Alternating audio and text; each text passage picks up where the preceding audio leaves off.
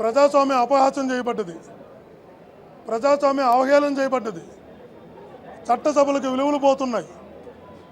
చట్టసభల్లో పోలీసులను పెట్టుకుని పరిపాలన చేస్తున్నారు. చట్టసభల్లో పోలీసులను పెట్టుకుని పరిపాలన చేస్తున్నారు. శాసనసభను పోలీసులతో నడిపించడమా? మార్షల్స్ ఎందుకు వస్తారండి లోపలికి? ఏ సంఘటన గతంలో జరగకుండా వందల మందిని, శాసనసభ్యుల కన్నా ఎక్కువ మంది మార్షల్స్ని అసెంబ్లీలో పెట్టుకొని పరిపాలన చేయడం ఏంది? ఇంకెందుకు శాసనసభ సీట్లలో కూడా మార్షల్స్లో కూర్చోబెట్టండి. ఇంకా రాబో రోజుల్లో ప్రభుత్వాన్ని విమర్శిస్తే, ప్రభుత్వం చేసిన తప్పులు ప్రస్తావిస్తే, ప్రభుత్వం చేస్తున్న దోపిడీని గుర్తిస్తే, ప్రభుత్వం చేస్తున్న అవినీతిని అసెంబ్లీ సాక్షిగా ప్రజల దృష్టికి తెస్తే ఈ ప్రభుత్వం మార్షల్స్ పెట్టి కొట్టిస్తుందా? ఈ ప్రభుత్వం మార్షల్స్ దాడి చేయిస్తుందా? అంటే మాట్లాడే ప్రజాస్వామ్యంలో మాట్లాడే హక్కును కూడా కాళ్ళ రాస్తారా? ప్రజాస్వామ్యంలో మాట్లాడే హక్కు కూడా ఉండదా? చట్టసభల్లో శాసనసభ్యులకే మాట్లాడే హక్కు లేనప్పుడు, చట్టసభల్లో నిరసన చెప్పే హక్కు ప్రజాప్రతినిధులకే లేనప్పుడు సామాన్యులకి ఏమి ఈ ప్రభుత్వం హక్కు కల్పిస్తుంది? సామాన్యులకి ఈ ప్రభుత్వం ఎలా ప్రజాస్వామ్యంలో బతికే అవకాశం కల్పిస్తుంది?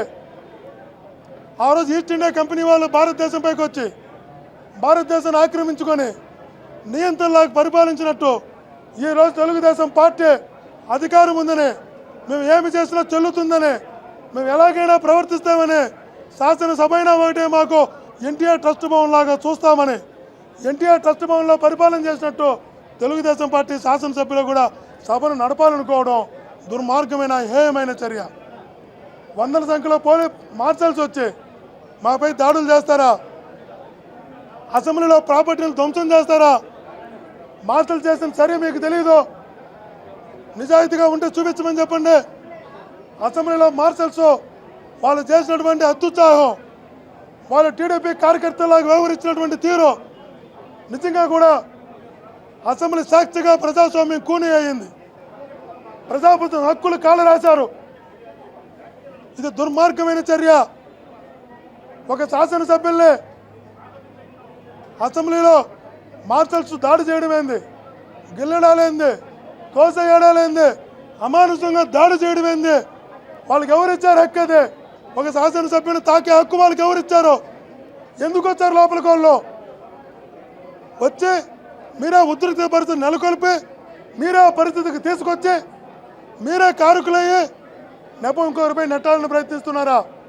గతంలో ఎప్పుడైనా మేము నిరసన చెప్పుంటామేమో, నినాదాలు చెప్పుంటామేమో, నిన్ను కూడా నిరసన నినాదాలు చెప్పామే తప్ప మేము ఎక్కడా కూడా స్పీకర్ సీటు ఎడలా అగౌరవంగా ప్రవర్తించలేదు, మాట్లాడలేదనే విషయాన్ని గుర్తుంచుకోవాలి. అటువంటి మా పైన ఈరోజు ఎలా వ్యవహరిస్తున్నారు? గతంలో తెలుగుదేశం పార్టీకి చెందినటువంటి శాసనసభ్యులు ఇదే అసెంబ్లీలో స్పీకర్ సీటును తోసేసి, స్పీకర్ వస్తువులు పగలగొట్టి అసలు చాలా దౌర్జన్యంగా దుర్మార్గంగా వ్యవహరిస్తే ప్రజాస్వామ్యాన్ని కాపాడేలాగా వైఎస్ఆర్ కాంగ్రెస్ పార్టీ ముందుకెళ్తుంటే మార్షల్స్తో మా పైన దాడి చేయించి, మార్షల్స్తో మేము ప్రతిఘటించేలాగా చేసి, మేము మార్షల్స్తో ఈ పరిస్థితికి తీసుకొచ్చి, మీరే తప్పులు చేసి, మీరే మార్షల్ తప్పులు చేయించి ఇంకొకరిపైన నెపం నెట్టే ప్రయత్నం చేయడం బాధాకరం. ఏదైనా స్పష్టంగా చెప్తున్నాం, ఆంధ్రప్రదేశ్కి హక్కు ప్రత్యేక హోదా అన్నది వస్తేనే యువతకు భవిష్యత్తు ఉంటుంది, రాష్ట్రకు శ్రేయస్సు ఉంటుంది, రాష్ట్రం అన్ని రకాల అభివృద్ధి చెందుతుంది, పారిశ్రామికంగా అభివృద్ధి చెందుతుంది, వ్యాపారపరంగా అభివృద్ధి చెందుతుంది, విద్యాపరంగా అభివృద్ధి చెందుతుంది. ప్రత్యేక హోదా రాకపోతే ఆంధ్రప్రదేశ్ అంధకారం అయిపోతుందన్న విషయాన్ని గుర్తుంచుకోవాలి. ప్రతిదానికి కారణం చెప్తున్నారు. వీళ్ళు అడుగుతున్నా స్పష్టంగా అర్ధరాత్రి ప్రకటన చేయాల్సిన అవసరమే ఉంది. ఆ రోజు కాంగ్రెస్ పార్టీ వాళ్ళు పార్లమెంట్లో తలుపులు మూసి, పార్లమెంట్లో కరెంట్ ఆఫ్ చేసి, పార్లమెంట్లో మైకులు ఆన్ చేసి బిల్లు పాస్ చేసి విభజన చేశారంటున్నారు. ఈరోజు మీరు ఏం చేశారని అడుగుతున్నాం. ఈరోజు మీరు చేసిందేంది? అదే మీరు ఢిల్లీలో తలుపులు వేసుకొని ఇద్దరు కాంట్రాక్టర్లను తీసుకెళ్ళి ఒక బ్యాంకు దోపిడీ చేసిన వ్యక్తి, ఒక కాంట్రాక్టర్ దోపిడీ చేసిన వ్యక్తి, ఇద్దరు కాంట్రాక్టర్లను పంపించి మీరు ప్రత్యేక ప్యాకేజ్ మీద బిల్లు తయారు చేసుకుంటారా? ఎవరు వెళ్ళాలండి? ఎవరు వెళ్ళాలి ఢిల్లీకి? ఫైనాన్స్ మినిస్టర్ వెళ్ళాలా? ముఖ్యమంత్రి వెళ్ళాలా? రాష్ట్ర భవిష్యత్తుకు సంబంధించింది వాళ్ళిద్దరూ వెళ్ళి రాష్ట్రానికి సంబంధించినటువంటి విషయాలు మాట్లాడాలా. ఇద్దరు దోపిడీదారుల్ని, ఇద్దరు కాంట్రాక్టర్లే, ఇద్దరు మోసంకారుల్ని పంపించి వాళ్ళ చేత చేయిస్తారా? మీరు ఇదే చేసిందే. ఇదే అసెంబ్లీలో 2 సార్లు తీర్మానం చేయాలా ప్రత్యేక హోదా కంటే వైఎస్ఆర్ కాంగ్రెస్ పార్టీ సమర్థించింది. వైఎస్ఆర్ కాంగ్రెస్ పార్టీ ఏకీకృతంగా సపోర్ట్ చేసింది, ఆమోదించింది. అటువంటిది అందరి మధ్యలో చర్చ జరగాలి. అందరి మధ్యలో చర్చ జరిగి ఈ బిల్లు ఏమిస్తున్నారో డిసైడ్ చేయాలి. ప్రత్యేక హోదా తీసుకురావాలి. ఆ ప్రత్యేక హోదా కోసం ఐకమత్యంగా పోరాటం చేయాలి. ఈరోజు ఏకమత్యంగా చేసుకొని డబ్బులు కొట్టేయిచ్చేనే మీరు చేస్తున్నటువంటి దుర్మార్గ చర్యలను ప్రజలు గమనిస్తున్నారు. ప్రజల పక్షాన్ని నిలబడతాం, ప్రజల పక్షాన పోరాటం చేస్తాం. ఇందుకోసం ప్రజలతో కలిసి ఏ స్థాయి పోరాటాలకైనా జగన్మోహన్ రెడ్డి గారి నాయకత్వంలో వైఎస్ఆర్ కాంగ్రెస్ పార్టీ ముందుంటుందని తెలియజేసుకుంటున్నాం. శాసనసభలోకి ప్రజలు పంపించిన గౌరవ శాసనసభ్యులే వస్తారే తప్ప ఇతరులు వచ్చేదానికి అవకాశం లేదు. మరి మార్షల్స్ను ఏ గొడవ జరగకముందు ప్రభుత్వం కానీ సభ కానీ ఏ నిర్ణయం తీసుకొని సస్పెన్షన్ ఏమీ చేయకుండా ఉండే సందర్భంలో వందల మంది మార్షల్స్ను సభలో మోహరింపజేయాల్సిన పరిస్థితి ఎందుకు వచ్చింది ప్రభుత్వానికి? ఎందుకింత దౌర్జన్యకరమైన పరిస్థితికి శ్రీకారం చుడతా ఉంది ప్రభుత్వం? చర్చ చేయాల్సిన శాసనసభలో చర్చ చేయండి ప్రజా సమస్యలని చెప్పి మేము ప్రస్తావిస్తే దానికి ముందుకు పోతే మాకంటే ముందు సభలో 10ల సంఖ్యలో 100ల సంఖ్యలో మార్షల్స్ను మోహరింపజేసి పోడియం దగ్గరికి పోయే హక్కు మాకు లేదా? వెల్లులేకపోయే హక్కు మాకు లేదా? స్పీకర్ గారి దగ్గరికి పోయి శాంతియుతమైన పద్ధతిలో మా నిరసనను కానీ మా అభ్యర్థనను కానీ విన్నవించుకుంటే అధికారం హక్కు శాసనసభ్యులకు లేదా? మరి మా హక్కును మేము ఉపయోగించే క్రమానికి కూడా భగ్నం చేసే పద్ధతుల్లో మార్షల్స్ను మోహరింపజేసి గౌరవ శాసనసభ్యులపైన మహిళలపైన కూడా వారి ద్వారా దాడులు చేపించే ప్రయత్నం చేస్తారా మీరు? మా పైన 2 చేతులతో ఎద మీద ఒత్తి ముఖం మీద చేయేసి దొబ్బి పారేసి గౌరవ శాసనసభ్యులు చాలా సీనియర్ శాసనసభ్యులు మైదుకూరు శాసనసభ్యులు రఘురామిరెడ్డి గారు దాదాపుగా 70 సంవత్సరాల వయసు ఉంటుంది. ఆయన తోసేసినారు, కింద పడిపోయినారు. నాకు చాలా మనసు బాధ అనిపించింది ఆయన కింద పడినప్పుడు. నసరావుపేట ఎమ్మెల్యే గోపిరెడ్డి శ్రీనివాసరెడ్డి గారు కింద పడిపోయినారు. మా శాసనసభ్యులు అనేక మంది కింద పడిపోయినారు. దెబ్బలు తగిలే పరిస్థితి ఉంది. ఇదంతా కూడా ఎందుకు చేస్తున్నారు? ఏం ఆశించి చేస్తున్నారు మీరు? ప్రత్యేక హోదాను ఆశించి ఈ ప్రజల సంక్షేమం కోసం పోరాటం చేస్తే ఒక అర్థం ఉంది. ప్రత్యేక ప్యాకేజీ కోసం మీకు సంబంధించిన తెలుగుదేశం పార్టీ కాంట్రాక్టర్లను, తెలుగుదేశం పార్టీ నాయకులను సంరక్షించేదానికి, ఆర్థికంగా ఉన్నతులు చేసేదానికోసం ఇంతటి దౌష్టికానికి, ఇంతటి దౌర్జన్యకాండకు మీరు దిగుతారా? ఇది న్యాయమా? ఎప్పుడైనా ఈ రాష్ట్రంలో ముందే సభలోకి మార్షల్స్ వచ్చిన దాఖలాలు ఉన్నాయని తెలుగుదేశం ప్రభుత్వాన్ని, పార్టీని మేము గట్టిగా ప్రశ్నిస్తూ ఉన్నాం. ఇది మంచి పద్ధతి కాదు. అన్నిటికీ మించి ఈ రాష్ట్ర ముఖ్యమంత్రి గారు అసెంబ్లీకి వచ్చినారు, కానీ సభలోకి రారు. ఎక్కడ ఎందుకు దాచిపెట్టుకున్నారో సమాధానం చెప్పాల్సిన అవసరం ముఖ్యమంత్రి గారు ఉంది. సభలోకి వచ్చి ఎందుకు ప్రత్యేక హోదాకు సంబంధించి చర్చ చేయకుండా ఉండాలని చెప్పి మేము ప్రశ్నిస్తూ ఉన్నాం. ముఖ్యమంత్రి గారిని ఆహ్వానిస్తున్నాం, సభలోకి రండి, ప్రత్యేక హోదా పైన చర్చ చేయండి. ప్రత్యేక హోదా వద్దు, ప్రత్యేక ప్యాకేజీ ద్వారా ఈ రాష్ట్రానికి ఏ ప్రయోజనాలు ఉన్నాయో ప్రజలకు సమాధానం చెప్పాల్సిన బాధ్యత మీ పైన ఉంది.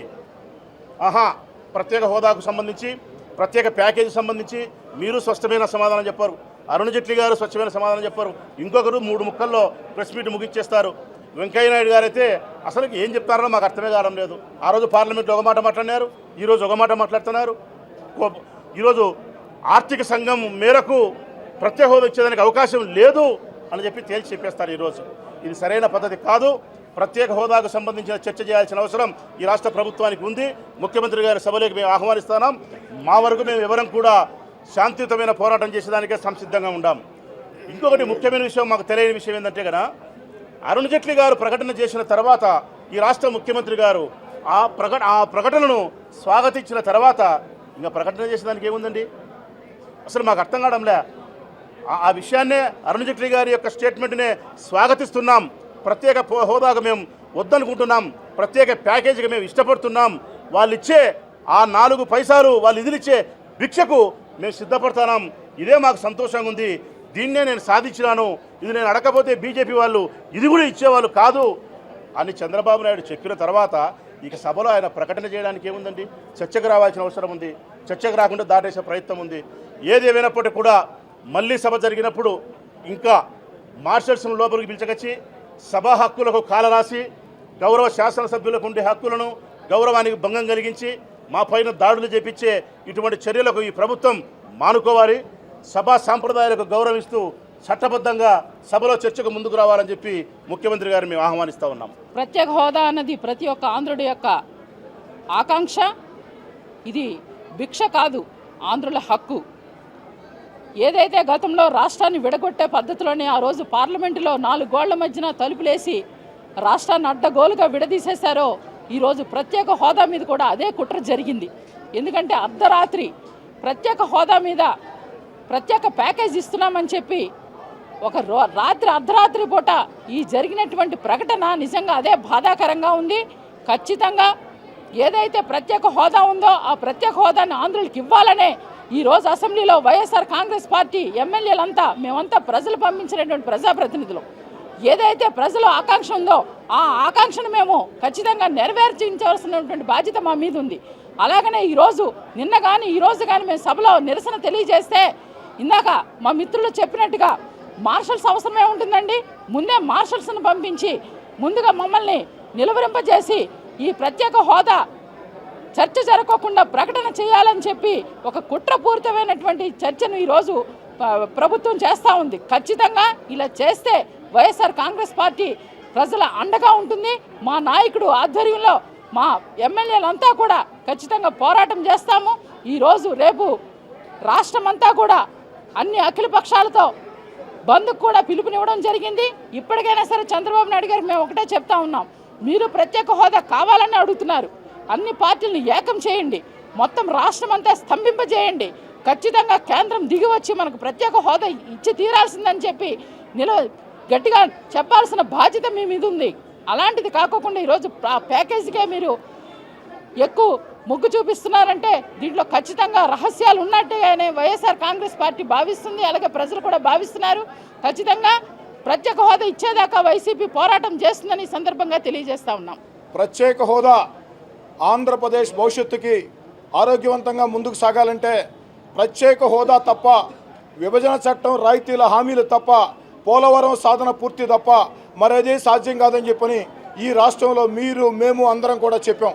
మరి ప్రత్యేక హోదా 2.5 ఏళ్లుగా ఇదిగో తెస్తాం అదిగో తెస్తాం, ప్రత్యేక హోదా ఎలా తేవాలో మాకు తెలుసు, అన్ని విభజన చట్ట రాయితీలు మేము పొందుతామని చెప్పని పదే రాష్ట్ర ప్రజలను మభ్యపెడుతూ ఈరోజు ఎట్టకేలకి కేంద్రం తెగేసి చెప్పింది ప్రత్యేక హోదా ఇచ్చే ప్రశ్నే లేదని.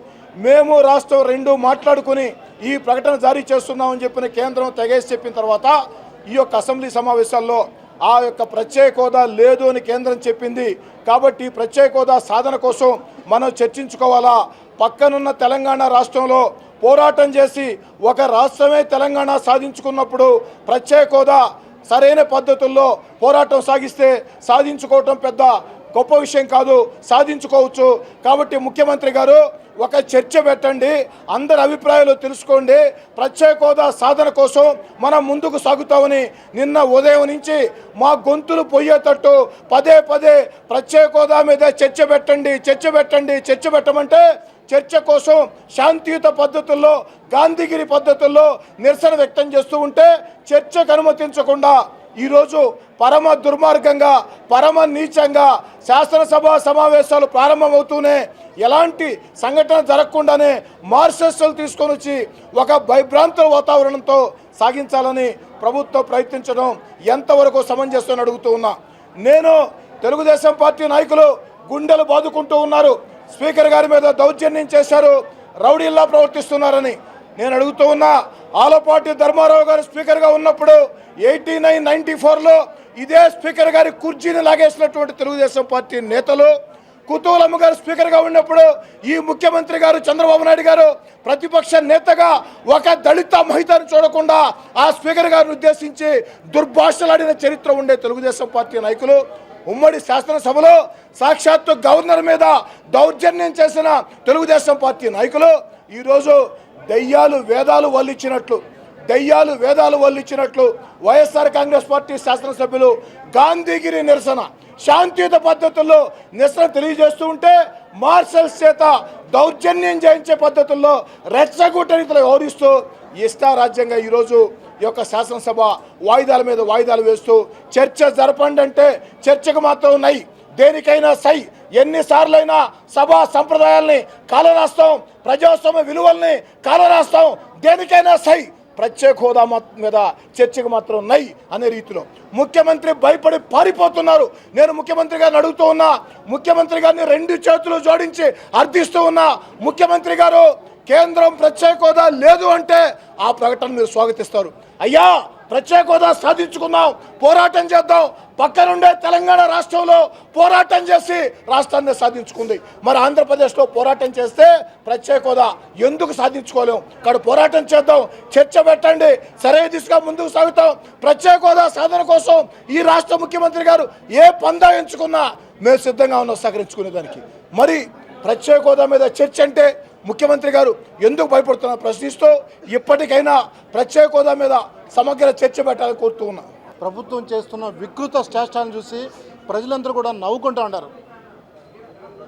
అసలు ప్రత్యేక హోదా కోసము దాదాపు 2.5 సంవత్సరం నుంచి గోల చేస్తూ ఉంటే విద్యార్థులు అయితేమి, పార్టీలకైతే మహిళా సమైక్య అయితేమి, అదేవిధంగా స్వచ్ఛంద సంస్థలు అయితేమి, అనేక పొలిటికల్ పార్టీలు ప్రత్యేక హోదా ధర్నాలు, రాష్ట్రోకులు, బంధువులు నిర్వహిస్తూ ఉంటే కనీసం రాష్ట్ర ప్రభుత్వం చీమ కుట్టినట్టు లేకుండా పైగా జెట్లీ గారు ఇచ్చిన అనౌన్స్మెంట్ స్వాగతిస్తూ అంటూ నిజంగా ఎంత ఒక బాధ్యత అయిన ముఖ్యమంత్రిగా ఉండి ఒక బాధ్యత అయిన ఒక రాజ్యాంగ నేతగా ఉన్న ముఖ్యమంత్రి చంద్రబాబు నాయుడు గారు అటువంటి స్వాగతిస్తానే మాటలు చెప్పడం నిజంగా సిగ్గుసేట్ అని చెప్పేసి మీ ద్వారా మేము తెలియజేస్తున్నాం.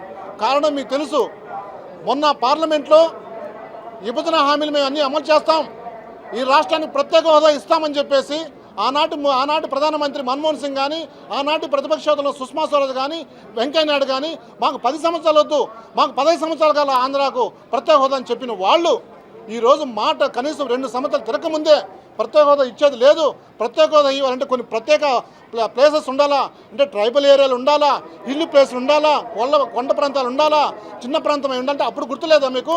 రాష్ట్రం అడ్డదొడగా ఇవ్వగొట్టినప్పుడు మీకు తెలియదా? మీకు ఇటువంటి అంశాలు మీకు లేదా? మీకు తెలియదా? ఏంటి ఇవన్నీ ఎవరిని మోసం చేశారు అంటే ఆంధ్రప్రదేశ్లో అంతా హీనుల, అంతా నిజంగా వాళ్ళ చెవిలో మీరు వాళ్ళంతా అమాయకుల, మీరు వాళ్ళ ఇష్టం వచ్చిన వాళ్ళ చెవిలో క్యాలిపర్లు ఫ్లవర్లు పెట్టంటే చూస్తూ ఉంటారా? నిన్న ఒక జెట్లీ గారు ఒక ప్రెస్ స్టేట్మెంట్ ఇస్తానే దాదాపు 13 జిల్లాలను ప్రజలందరూ కూడా ఒకసారి అగ్నిగుండమలు వేశారు. మాకు స్పెషల్ స్టేటస్ రాదేమో, మాకు ఉద్యోగాలు రావేమో, మా ప్రాంతాలు డెవలప్ కామేమో, మాకున్న పరిస్థితి ఇంతేమో, మేము ఇంకా 100 సంవత్సరాలు వెనకబడిపోతామని చెప్పి ఆందోళన ఉన్నారు. సో ఆ తీవ్రతను బట్టి వైఎస్ఆర్ కాంగ్రెస్ పార్టీ మొదటి నుంచి కూడా ప్రత్యేక హోదా ఆంధ్రులు హక్కు అని చెప్పేసి మేము ధర్నాలు పోరాటాలు మా వైఎస్ జగన్మోహన్ ఆందోళన మేము ఫైట్ చేస్తున్నాం. ఈరోజు మీరు ఒక మార్షల్ని పెట్టుకొని మీరు హౌస్ నడిపిస్తారా? ఒక మార్షల్ హౌస్లో తేవాలంటే ఒక రెజ్యులేషన్ పాస్ చేయాలా, ఒక రెజ్యులేషన్ పాస్ చేసినప్పుడు అప్పుడు మార్షల్ రావాలా. హౌస్లో ఏ సంఘటనలు జరిగినప్పుడు మీరు మార్షల్ వేసుకొని ప్రజల తరపున ప్రజలు గొంతు వినిపించాలని ప్రతిపక్షాన్ని బుల్డోజ్ చేస్తారా? ఇది ప్రజాస్వామ్యంలో ఉన్నాం మనము. నిజంగా మీరు నియంతలాగా ఒక డిక్టేటర్ లాగా మీరు బీజేపీ ఎలా చెప్తే అలా పోతున్నారు. ఎందుకు మీరు అడగలేకున్నారు ప్రత్యేక హోదా కావాలని? ఒక రాష్ట్ర ముఖ్యమంత్రి కాబట్టి మీరు ఎందుకు కేంద్రాన్ని అడగలేకున్నారు? మీ మంత్రివర్గాన్ని ఎందుకు వెనక్కి తెచ్చుకోలేకున్నారు? ఎందుకు మీ ఎంపీలు వెనక్కి తెచ్చుకోలేకున్నారు? మీరు రాజీనామా చేయండి, తక్షణం వాళ్ళు దిగొస్తారు. ఎందుకు మీరు వ్యక్తిగత ప్రయోజనాల కోసం పెట్టి ఈ రాష్ట్రాన్ని తాకట్టు పెడతారు? ఈ రాష్ట్రాన్ని సెంటిమెంట్ ఎందుకు దెబ్బతీస్తున్నారు? సో మేము ప్రజాస్వామ్యంలో ప్రజలు నిరసన తెలిపేదానికి వినూత్న రీతిలో మేము చేస్తాం. అందులో భాగంగా ఈరోజు కూడా చేస్తాం. ఖచ్చితంగా ప్రత్యేక సాధన కోసం మేము నిరంతరం పోరాట చేస్తాం. ప్రత్యేక సాధనే మాకు ముఖ్యమని చెప్పేసి మేము డిమాండ్ చేస్తున్నాం. ఒకసారి ఆంధ్ర రాష్ట్ర ప్రజలను మోసం చేయడానికి ప్రయత్నం చేస్తూ ఉన్నాడు. దయచేసి చంద్రబాబు నాయుడు గారిని ఒకటే కోరుతా ఉన్నాను, మీరు నీ స్వార్థం కోసం, నీ కమిషన్ల కోసం, నీ కేసుల కోసం దయచేసి ఆంధ్ర రాష్ట్రంలో ఉండే ప్రజలను కానీ భావితరాలను కానీ వాళ్ళ భవిష్యత్తుని మీరు తాకట్టు పెట్టొద్దు, పనంగా పెట్టొద్దని కూడా కోరుతా ఉన్నాను. ఈరోజు ఈ ప్రభుత్వం చర్చకు ఎందుకు భయపడతా ఉంది? చర్చించడానికి ఎందుకు భయపడతా ఉంది? ఒక స్టేట్మెంట్ ఇచ్చేసి ఏదో తనకు తాను ఏదో చేస్తున్నాను, ఏదో అయిపోతుందని ఆయనకు సొంత డబ్బా కొట్టుకోవడానికి ఒక ప్రయత్నం చేస్తూ ఉన్నారే తప్పితే ప్రత్యేక హోదా మీద చర్చకి ఈ ప్రభుత్వం ముందుకు రావట్లేదు. ఎప్పటికైనా సరే చర్చ కోసం ఈ ప్రభుత్వం ముందుకు రావాలి. ఈ ప్యాకేజీ వెనకాల ఉన్న లొసుగులు ఎందుకు బయటపడాల్సిన అవసరం ఉంది. ప్రత్యేక హోదా వస్తేనే దానికి ఒక చట్టబద్ధత ఉంటుంది. ఈ రాష్ట్రంలో ఉండే ప్రజల భవిష్యత్తు ఆధారపడి ఉంది కాబట్టి ప్రత్యేక హోదా అవసరమని కూడా మేము గట్టిగా డిమాండ్ చేస్తూ ఉన్నాం. ఎందుకంటే ఈ ప్యాకేజీల వల్ల ఒరిగేది ఏముండదు. వెంకయ్య నాయుడు గారు కూడా ఆయన పెద్ద ఎత్తున చెప్పాడు ప్రత్యేక హోదా అవసరం, 15 సంవత్సరాలు ఇస్తానని. అదే వెంకయ్య నాయుడు ఈరోజు అవసరం లేదు, 14వ ఆర్థిక సంఘం ఒప్పుకోలేదు, కాబట్టి మేము ఇయ్యలేకపోతున్నామనే మాట మారుస్తూ ఉన్నారు ఈ నాయకులందరూ కూడా. ఎందుకంటే వీళ్ళు ఎవరు కూడా ప్రజల ద్వారా ఎన్నుకున్న నాయకులు కాదు. అరుణ్ జైట్లీ కానీ వీళ్ళందరూ కూడా అడ్డదారిన ప్రజాప్రతినిధులుగా వచ్చి ఏసీ రూమ్లో కూర్చొని ఏదో ప్రజలను మోసం చేయడానికి ఒక ప్రయత్నం చేస్తూ ఉన్నాడు. దయచేసి మా ఆంధ్ర రాష్ట్ర ప్రజలను మోసం చేయొద్దు. ఖచ్చితంగా ప్రత్యేక హోదా అవసరం. ప్రత్యేక హోదా ఉంటేనే దానికి ఒక చట్టబద్ధత వస్తుంది. రాబోయే తరాలకు కూడా ఏదైనా సరే న్యాయం జరగాలన్నా కూడా, ఈ రాష్ట్రం అభివృద్ధి చెందాలన్నా కూడా ఖచ్చితంగా ప్రత్యేక హోదా అవసరం. ప్రత్యేక హోదా కోసం వైఎస్ఆర్ పార్టీ చివరికంటూ ప్రజల కోసం కూడా మేము పోరాటం చేస్తాం. ఎంత దూరమైనా సరే ఇష్యూని తీసుకుపోతాం. భావితరాలను వాళ్ళ యొక్క భవిష్యత్తును దృష్టిలో పెట్టుకొని ఖచ్చితంగా కూడా ఈ యొక్క ఇష్యూని ఎంతైనా ముందుకు తీసుకుపోతాం. ఈ ప్రభుత్వం మార్షల్స్ని అడ్డం పెట్టుకొని దీని మీద చర్చ జరగకుండా, వైసీపీ సభ్యులని ఎవరిని కూడా మాట్లాడకుండా కూడా ఈ వాయిస్ అనేది ప్రతిపక్ష సభ్యులుగా మా వాయిస్ అనేది ప్రజల దగ్గరికి పోకుండా చేయడానికి ఒక ప్రయత్నం చేస్తూ ఉన్నారు. దయచేసి చెప్తా ఉన్నాను, తెలుగుదేశం పార్టీ నాయకులకు కానీ ముఖ్యమంత్రికి కానీ, మిమ్మల్ని ఈ రాష్ట్రంలో ఉండే ప్రజలు క్షమించరు. భావితరాలు ఉసురు మీకు తగులుద్ది. దయచేసి ఇప్పటికైనా సరే మీరు ఎక్కడా కూడా లాలూచి పడకుండా నిజాయితీగా కలిసికట్టుగా మాతో కలిసి రావాలని కూడా మేము వైఎస్ఆర్ పార్టీ తరఫున డిమాండ్ చేస్తూ ఉన్నాం.